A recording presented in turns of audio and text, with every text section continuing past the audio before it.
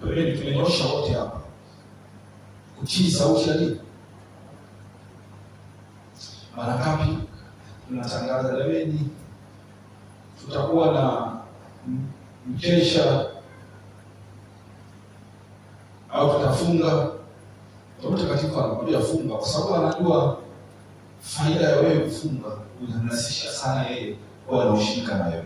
Yeye ni Mungu wa kanuni. Iwe roho ni lazima utoke katika hali ya binadamu. Ikiwa unaishi katika mwili, lakini roho yako iwe ina nguvu. Au ukiyafanya haya, binadamu unakuwa hauna nguvu.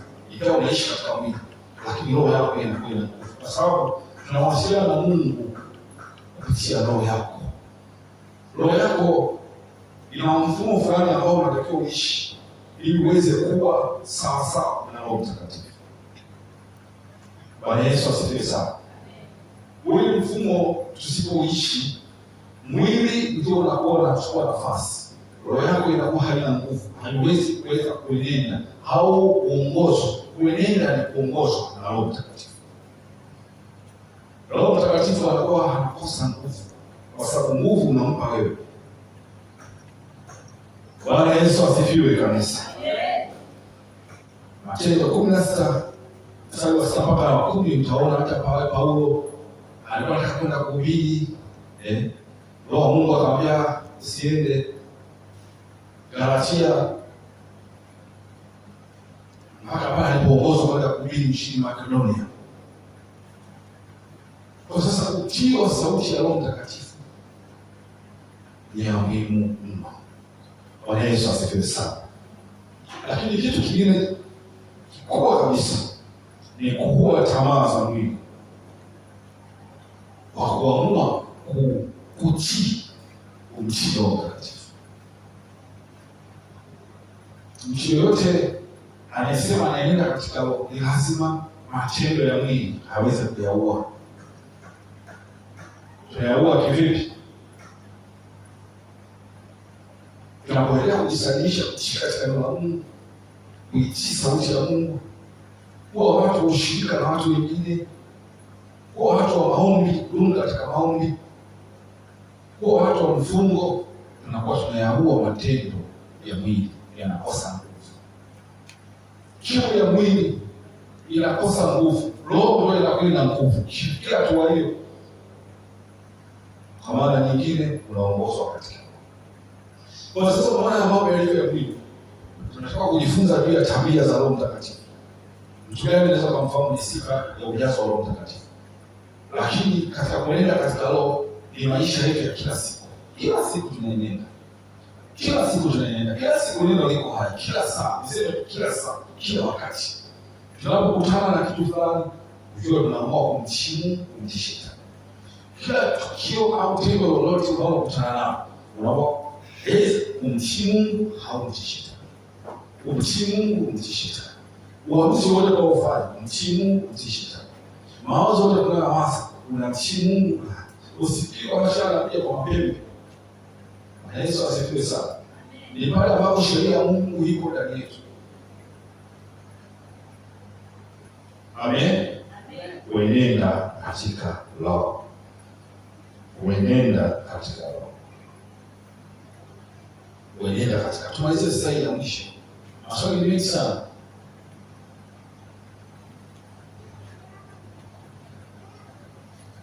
Ni kwa namna gani ukifanya unakuwa umemhuzunisha Roho Mtakatifu? Hii napenda kupata experience kutoka kwenye uzoefu wa maisha ya watu.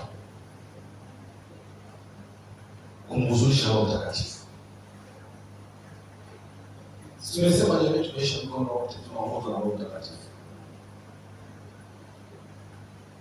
Ni kitu gani ambacho ndani yako huwa unasikia kumhuzunisha Roho Mtakatifu? Karibu. Bwana Yesu asifiwe sana. Amen. Amina.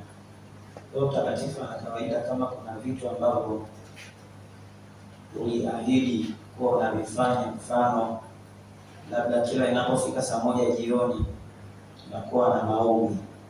Siku ambayo utakosa kufanya maombi huo muda, Roho Mtakatifu atahuzunika na pia hautakuwa na amani. Kwa hivyo na lolote ambalo unakuwa Roho Mtakatifu alinena na wewe ulifanye ukashindwa kulifanya, Roho Mtakatifu anahuzunika na huwezi kuwa na furaha na amani kama siku zingine. Mungu awabariki. Amina, amina. Tumpigie Bwana Yesu makofi. Mungu anasema tabia kama kuna kitu chochote ambacho umekubaliana naye alafu usipokifanya unasikia ndani yako kuhangaika. Hiyo unapohangaika sio kwamba ni wewe unahangaika. Ndio anahuzunika. Sasa matokeo yake tunayaona kupitia wewe unapokosa amani. Mwingine. Bwana Yesu asifiwe. Amen. Haleluya. Amen. Na mimi pia sitaenda mbali na katibu alivyozungumza, ni kwamba katika maisha ya utakatifu kuna maelekezo lazima Roho Mtakatifu akuongoze. Amina. Ukishakubali kuwa na Roho Mtakatifu ni kwamba inabidi ukubaliane na namna atakavyokuongoza. Kwa hiyo ukienda kinyume na vile ambavyo yeye amekuongoza unakuwa unamhuzunisha. Yaani kwa mfano tu, hata mimi jitolee kwa mfano, ninapokuwa niko kwenye mihangaiko yangu huko, unapofika ni muda wa mazoezi ya kwako, naona kabisa nikichelewa tamhuzunisha Roho Mtakatifu. Na kuna siku mimi tokea nimeanza huduma hapa nimekosaga mara moja tu, na hiyo siku nilipata shida sana. Bwana Yesu asifiwe. Nilipanga kuja kwenye mazoezi ya praise, lakini na Roho Mtakatifu akaniambia nenda kwenye mazoezi. Na mimi nikasema naenda, nataka kwenda. Kuna mteja kama nipigia simu ile ambayo nataka kuja. Nikasema hapana, kwa leo ngoja nisiende. Bwana Yesu asifiwe. Lakini ni kwamba hata ile pesa nilipata ziada, yani ule muda ambao nilishajipangia, nimekifika saa 9 naanza kutoka huku ili saa 10 nikute kanisani. Ule muda ile pesa nilipata yote nilipata shida na nikaitumia kwenye ile shida na nikaongezea pia na pesa nyingine. Bwana Yesu asifiwe. Kwa pale namna ambavyo niliona nilimhuzunisha Roho Mtakatifu, na nikakiri nikasema kabisa hili sitaki tena, nifanyaje? Nijirudie. Kuna namna pia kama alivyozungumza katibu, umeshaka na Roho Mtakatifu, mwambie Bwana, ninapofika saa fulani mimi nitakuwa naomba. Ninapofika saa 1 mimi nitakuwa naomba. Usipofanya vile unakuwa unajisikia vibaya sana, na pale ndipo Roho Mtakatifu anapokuwa amehuzunika. Mungu awabariki. Amina. Mpige Bwana Yesu makofi. Unajua Roho Mtakatifu ni mwaminifu sana sana sana sana. Roho Mtakatifu pale ambapo anapoona tuko tofauti, na ndio maana Biblia inasema katika Efeso 4:30 nasema wala msimhuzunishe Roho Mtakatifu ambaye kwa hiyo kuwekwa muhuri hata siku ya ukombozi, wala msimhuzunishe. Tulijifunza hapa kumhuzunisha ni kwenda kinyume na tabia zake. Ile tabia zake ziko hivi, lakini sasa wewe unachukua tabia sio za kwake, za duniani, za ibilisi. Wale tutajifunza pia si ya mkoa sana namna ambavyo Bwana Yesu asifiwe sana. Kwa hiyo sasa katika maisha yetu ya kila siku tunamrusha Roho Mtakatifu. Ukiona ndani yako huzuni haipo, hiyo tayari umekuwa dhamira yako. Ushirika wako na Roho umekufa kiasi ambacho huwezi tena kusikia. Unamzimisha. Na mara pengine nasema msimzimishe Roho. Sasa ni kwa pili msimzimishe Roho. Sasa kama unamzimisha Roho kama mshimo, wewe mwenyewe ndio unaozima, sio yeye anazima. Hata uzuri huwezi kusikia. Anaanza uzuri, ukiendelea sana unamzimisha. Bwana Yesu asifiwe sana. Kwa hiyo sasa uzuri, tunapokwenda kinyume na tabia zake Roho Mtakatifu, matunda yake, sisi tunafanya tofauti, anahuzunika ndani yetu.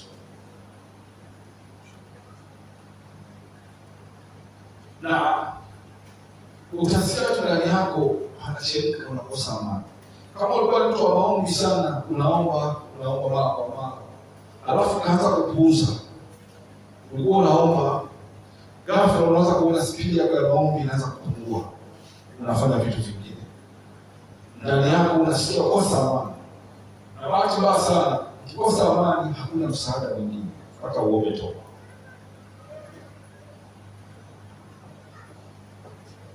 Hakuna mwingine ambaye ni toba.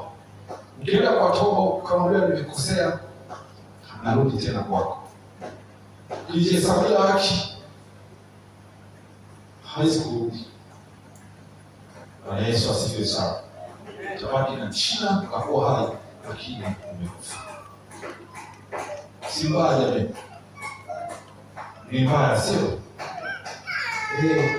Usimhuzunishe Roho Mtakatifu, wala msimhuzunishe Roho Mtakatifu ambaye kwa hiyo umeweka Mungu hata siku ya kuongoza. Kwa hiyo kumbe anapofanya kuwa Mungu ni Roho Mtakatifu. Ndio sina saa, siwezi kujua ni saa ngapi. Bwana Yesu asifiwe sana. Usimhuzunishe Roho Mtakatifu. Usimhuzunishe Roho Mtakatifu. Na Roho Mtakatifu ana tabia moja, kwa katika habari ya maombi. Kama ndani yako umeamua kabisa kudhamiria kuamka usiku kuomba, au sio, unaamshwa kwa sababu dhamira yako ya ndani bado haijaamua. Bwana Yesu asifiwe sana. Uamuzi wako wa ndani bado haujaamua.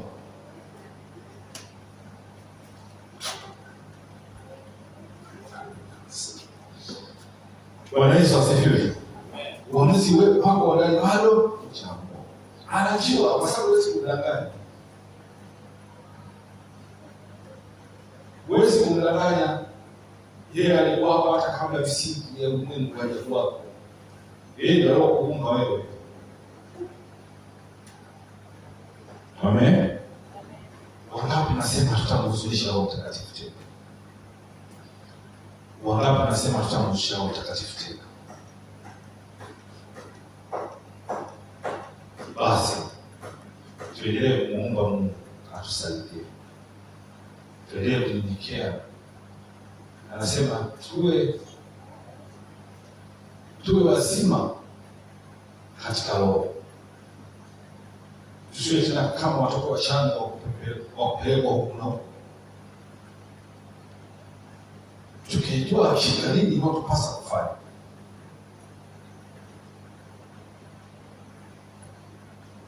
Ndani yetu tunapoamua kuchukua hatua ya kuamua kuishi sawasawa na yeye anapotaka, tutaanza taratibu, hatua kwa hatua kufanana na Kristo. Kwa sasa si jambo jepesi, ni jambo la maamuzi, tena maamuzi ya kweli ya kukana ubinadamu wako, kana dunia, unakana mambo faida zako, una faida zako ambazo utakuwa unazipata kama watu wengine wanavyoishi duniani. Unajua kabisa ukitaka kwenda mbinguni lazima tuamue kuishi tofauti na ulimwengu wanavyoishi. Unajua kabisa wewe utaenenda kama wengine wanavyoenenda, utaenenda kama Roho anavyotaka. Enendeni katika Roho. Tusipofanya hivyo tunamhuzunisha Roho Mtakatifu. Tulishakata natoa ushuhuda hapa. Unajua anapofanya mbali karibu kilomita 25. Pale na kirudi ni kilomita 50. Mimi nimekwenda na njia zetu tunazoona ni ngumu. Lakini kwa takriban kipindi chote hicho anasema amekosa mara moja tu. Mungu anaangalia ndani ya moyo wako, namna gani unavyomtii katika mazingira yote. Kuna namna atakuletea mazingira ya kupima. Kuna namna wakati mwingine utachoka kabisa. Unamkesha na utachoka, mwili unakataa. anapima uaminifu wake, anapima upendo. Kwa sababu katika mazingira ya mwili kuchoka, ukiwa kuna jambo lingine ambalo pekee lina faida ya kibinadamu. Amen. Sio kwenda. Basi kuna kazi fulani labda una milioni moja. Utaenda utaenda. Yesu asifiwe. Amen. Kwa Mungu atakupima katika nyakati. Lengo ni kuangalia uaminifu wetu kwake na upendo. Mungu alikuwa kwenye maneno tu. Na maana Yakobo akamwambia, basi mimi watendaji wa neno, sisi wasikilizaji tu, unasikia afu amtendi. Alikuwa Yesu akamwambia, kwa nini mnaniita Bwana na mwalimu? Maana ndivyo nilivyo, lakini amfanye yale ninayotenda, yale ninayowaambia. Aliwaona ni watu wanaomuita Bwana. Akasema ndivyo nilivyo. Lakini kwa nini amfanye yale ninayowaambia? Ukisoma Yohana 14 ile 15 mpaka 17 utaona Bwana anasema, "Mkinipenda mtazishika amri zangu." Ikiwa Yesu anasema mzishike amri zake, anajua hakika kabisa kwamba yote ni mpende. Ukimpenda, upendo wake kwake ukiwa mkubwa, utapenda vile anavyotaka. Bwana Yesu asifiwe sana. Upendo wake ukiwa mdogo, utampenda yule ambaye upendo wako upo. Shetani amejificha katika sheria za Mungu. Sheria za Mungu,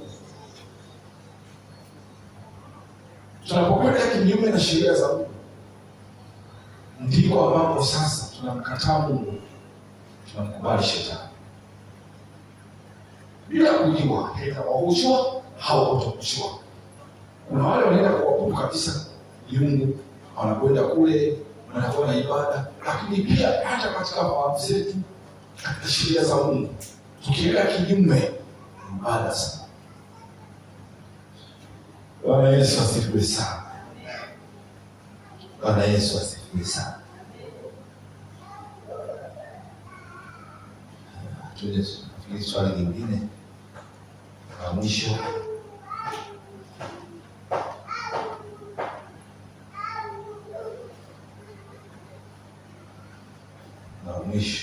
Kwa siku ya leo,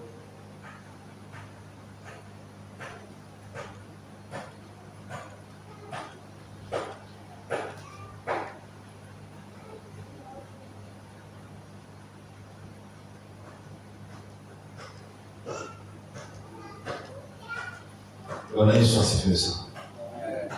Roho Mtakatifu anabadilisha tabia ya muumini. Roho Mtakatifu, kwa maana nyingine sasa, tusiseme anabadilishaje, hebu tuweke Roho Mtakatifu anaanza kubadilisha. Anabadilishaje tabia? Karibu. Asante. Bwana Yesu asifiwe. Amen. Haleluya. Amen. Roho Mtakatifu anabadilisha hiyo tabia. Naanza kujizungumzia neno wenyewe, namna ambavyo Roho Mtakatifu anabadilisha tabia zao. Bwana Yesu asifiwe. Unapokuwa na Roho Mtakatifu, mfano ulikuwa ni muongo, ukitaka kuzungumza muongo, Roho Mtakatifu anakwambia hapana, sema iliyo kweli. Unaweza ukajizuia kwa mara ya kwanza, ila kadri siku Roho Mtakatifu atakapokuwa anakushuhudia kuzungumza ukweli, pale tabia zako za uongo zinaanza kubadilika kutoka kwenye kuwa Mungu na kuwa mkweli. Aidha ulikuwa ni mzinzi, unataka kwenda kufanya uzinzi, kadri unapozidi kukaribia kufanya, Roho Mtakatifu anakuwa anazungumza na wewe, hiyo ni mbaya, hiyo ni mbaya, hiyo ni mbaya. Unaweza ukabishana naye, lakini atakukumbusha tu. Mwisho wa siku ukitii sauti yake, ni kwamba utaacha uzinzi na utakuwa mtakatifu. Hivyo hivyo ulikuwa ni mvivu kuja kanisani. Wewe kanisani unakuja saa 3, ibada umeambiwa saa 2. Bwana Yesu asifiwe. Roho Mtakatifu atakubadilisha. Ulikuwa unakuja saa 3, utaanza kujisabiri. Bwana Yesu asifiwe. Amen. Hivyo ndivyo tunavyoelewa. Tumpigie Bwana Yesu makofi. Tumpigie Bwana Yesu makofi.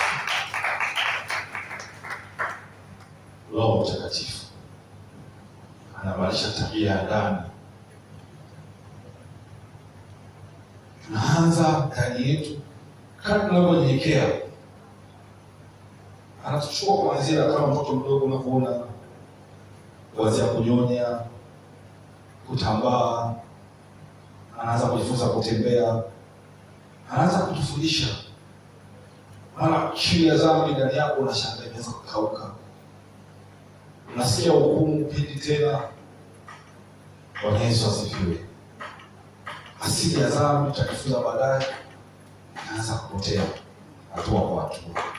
Kwa hiyo sasa zile tabia za Kristo tunaanza kuandika. Unaanza kumfanana zaidi na Kristo. Ukisoma katika kitabu cha Yohana unaona kwamba kwa asili sisi tulikuwa kama watoto wa giza. Kwa hiyo sasa pale ambapo mwanzo tulikuwa kama wana wa ufalme wa anga wa uweza, kwa matendo yetu na tabia zetu, tunapokuwa tunamkaribia Mungu na kujisalimisha, yeye anachotaka aangalie historia yetu. Roho Mtakatifu, yaani Bwana Yesu anataka ni wewe tu moyo wa unyenyekevu, wa kuonyesha kwamba wewe uko tayari. Ndio Bwana, mimi niko tayari. Hicho tu, yaani anachotaka ni moyo unyenyekevu kwake, kwamba mimi ni mwenye dhambi, mimi sistahili. Anaanzia hapo. Angalia historia ya mtu, hata uwe iweje. Bwana Yesu asifiwe sana. Moyo mnyenyekevu ndicho anachoangalia, wa kumaanisha. Ndio maana pengine Yesu anamwambia mtu, nimepona, usitende dhambi tena, usitende dhambi tena, usitende dhambi tena. Kale ambavyo unapoacha na kumtii Roho Mtakatifu na kuweka karibu katika mambo ya kimungu, uko mbele katika kusoma neno, unajilazimisha hivyo hivyo. Roho Mtakatifu anaangalia moyo wako, shauku yako. Kati shauku yako inapokuwa kubwa na kujiepusha, ndipo ambapo unazidi kufanana zaidi na Kristo. Ndipo hapo Mungu anakaribia. Karibieni Mungu naye atawakaribia. Mpigeni shetani naye atafanyaje? Mpigeni shetani. Lakini hawazi kumpiga shetani ukiwa kuna Mungu.